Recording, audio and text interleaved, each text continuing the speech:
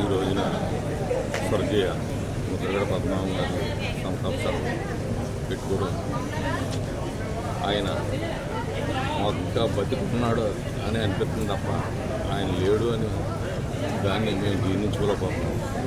ఆయనతో మాకు 30 సంవత్సరాల అనుబంధం ఉంది. నాది పిఠాపురం నియోజకవర్గం, నా పేరు కలిసి వెంకటేశ్వర.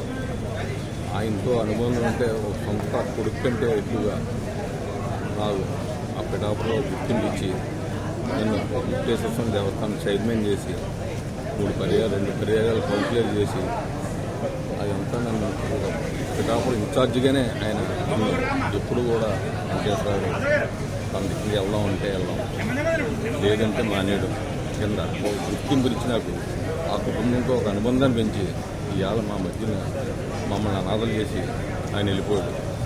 ఆ బాధలో మేము ఇంకా తేరుకోలేకపోతున్నాం. ఆయన బతుకున్నాడని ఆయన ఎక్కడ ఉన్నా సరే ఆ ఆశీస్సులు మాకు, మా కుటుంబానికి, మా నియోజకవర్గ ప్రజలు, రాష్ట్ర ప్రజలు అందరికీ కూడా ఆయన ఎక్కడ చేయలేదు.